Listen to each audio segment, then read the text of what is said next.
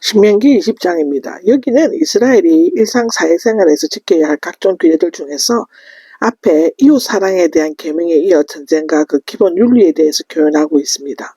특히 특이하면서도 이색적인 전쟁에 관한 지시는 이곳에만 있으며 아직 가나안 땅에 들어가지 못한 이스라엘 백성이 그 땅을 차지할 때까지 치러야 할 정보 전쟁에 대한 규례를 담고 있습니다. 특히 여기에서는 이스라엘이 전쟁을 할 때 이방인들이 하는 것처럼 영토를 확장하거나 경제적 야탈을 하기 위해서가 아니라 하나님의 뜻을 이루기 위한 것이 되어야 한다는 것이 강조되고 있습니다. 이스라엘은 가나안 땅에 들어가 그곳에 사는 원주민들을 다 몰아내기까지 끊임없이 수많은 전쟁을 치러야만 했죠. 1절에서 4절까지 기록은 전쟁에 나서는 자의 자세에 대해서 얘기하고 있습니다. 흔히 전쟁의 성패는 우수한 무기와 잘 훈련된 군인, 친밀한 작전 계획 등에서 달려있지만 무엇보다도 중요한 것은 승리를 확신하고 용기 있게 나서는 마음의 자세라고 할 수 있겠죠. 이것은 가나안의 거룩한 전쟁에 있어서도 결코 외인은 아닌 것입니다. 많은 말과 전차와 백성을 보더라도 두려워하지 말라라고 나와 있죠. 당시 가나안인의 군대에는 전차와 군인들의 수가 많았으며 이집트나 아수르 군대도 많은 무기나 말들, 군인들이 거느리고 있었습니다. 그러나 이스라엘 백성은 두려워할 필요가 없었습니다. 왜냐하면 그들은 이스라엘에서 이끌어내신 하나님께서 함께 계시기 때문이죠. 사실상 200만이 넘는 이스라엘 민족이 아무런 무기나 군대 조직이 없이 막강한 이집트 군대의 소나기에서 벗어나 무사히 가나안을 향해 나갈 수 있었던 것은 하나님께서 함께 하셨기 때문이죠. 그런데 이들은 자주 잊어버립니다. 마음이 약해지지 말고 두려워하거나 떨지 말라고 하는데 무엇보다도 전쟁에서 기본적이고 절대적인 것은 마음이 강해지는 정신력이죠. 마음이 약해지면 두렵고 떨리게 되고 싸움에 나가서기보다는 도망갈 길만 찾게 됩니다. 내가 살려고 할 때 죽음이 찾아오고 내가 죽으려고 싸울 때 또 생명을 얻을 수가 있죠. 이럴 때 하나님을 섬기고 법궤를 돌보는 제사장들은 싸움에 나서는 백성들에게 가서 하나님께서 구원해 주실 것임을 말함으로써 용기와 확신을 주어야 한다는 것인데 그들은 오늘날의 군목제도와 같은 역할을 하는 것입니다. 만일 그들이 제사장의 말을 듣지 않고 믿음 없이 나가 싸우게 되면 반드시 패배를 하고 말 것이죠. 전쟁에 참여시키지 않고 기가시켜야 할 자들인데요. 5절에서 9절에 나와 있습니다. 제사장들이 하나님의 말씀으로 용기를 북돋았지만 아직도 두려움에 떠는 자들이 있을 수가 있죠.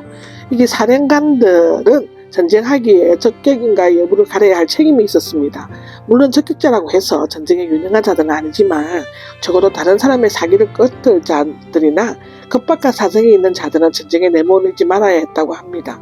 이것은 승리가 오직 여호와께 달려있다는 확신을 준과 동시에 군사행동이 인간의 최대 의무가 아님을 보여주고 있는 것이죠.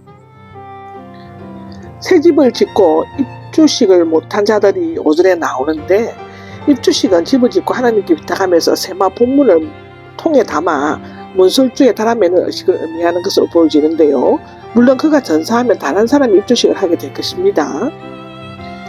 포도원을 만든 자라고 나오는데 이 포도원은 포도뿐만 아니라 올리브, 감람나무나 다른 과일나무들도 심은 밭을 의미하는데 포도를 심으면 3년간의 열매를 못 먹고 4년째 열매는 여호와께 바치고 5년 때부터는 주인이 먹을 수 있다고 레위기 19장에 나와 있죠. 여자와 약혼한 자가 7절에 나오는데요. 히브리 사회에서는 약혼은 결혼처럼 여겨졌다고 합니다. 1년 동안 군대의 의무나 모든 공소에서 면제되어 아내를 기쁘게 해주게 되어 있다고 하는데요.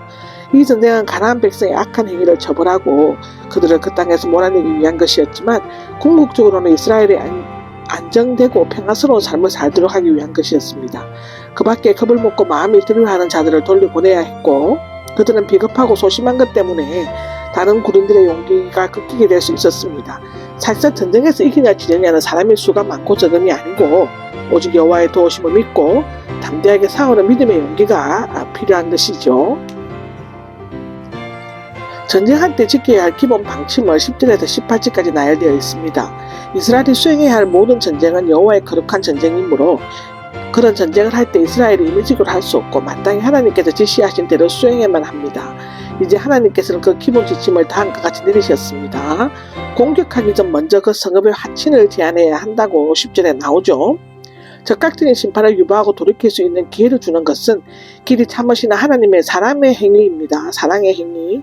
우리는 할 수만 있으면 이웃과 평화하도록 노력해야 한다고 로마서 12장에 말하고 있죠.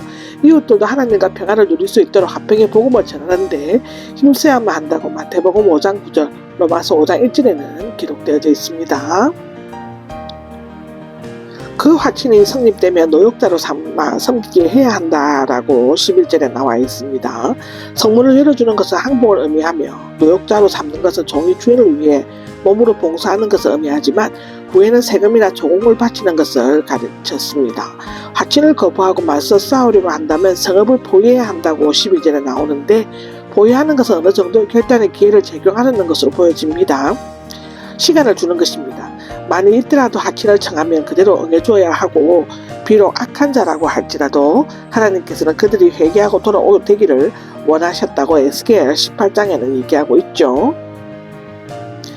끝까지 거부하면 그 성읍 안에 있는 남자들을 모두 죽여야 한다고 하는데 여기에서 남자는 전쟁할 수 있는 20세 이상의 남자를 나타냅니다.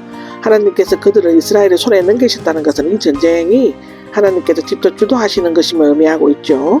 모든 전쟁은 다 하나님께 속해 있다고 우리는 성경에 기록되어 있는 것을 볼 수 있습니다. 여자들과 아이들, 가축들, 그 성읍 안에 있는 모든 것은 전리품으로 취해도 좋다라고 하죠. 그 이유는 하나님께서 주신 것이기 때문입니다. 가나안 전쟁은 비록 하나님의 섭리 안에서 진행되기도 하지만 가능한 한 잔인하게 피 흘리는 것은 하나님께서 원하시는 바가 아니었죠. 16절에서 18절까지는 가나안 족속은 그 어떤 것도 살려주지 말아라 한다라고 합니다. 가나안 성읍에서 살아 숨쉬는 것은 남녀노소 가축들은 무조건 다 죽이라는 것입니다. 그들에게는 화친을 청할 필요도 없고 또 동정심을 보여서는 안 된다는 것이죠. 그 이유는 그들의 우상숭배는 도저히 돌이킬 수 없을 만큼 치명적인 제약일 뿐만 아니라 그것을 이스라엘에게 급속히 전염시킬 위험성이 있었기 때문입니다.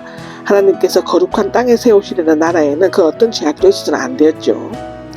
하나님께서는 이스라엘의 범죄함으로써 진노의 형벌을 받게 되지 않도록 하기 위해 그 제약의 뿌리까지 다 진멸하신 것을 명하셨습니다.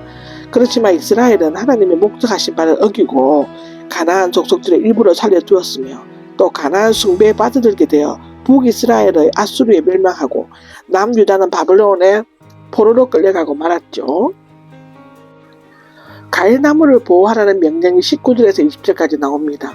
고대 근동에서는 전투할 때 작전상 나무를 불태우거나 성을 포위하거나 공격하는 물건들을 만들거나 음식들을 조리하거나 추위를 막기 위해 나무들을 자르는 일들이 많아 있었다고 하는데 그러나 모든 나무들은 훗날에 소중한 자원이 되고 특히 과일나무는 열매를 맺기 때문에 함부로 잘라서는 안 되는 것입니다. 나무는 움직이는 동물은 아니지만 분명히 하나님께서 심으신 생명체임을 틀림없죠.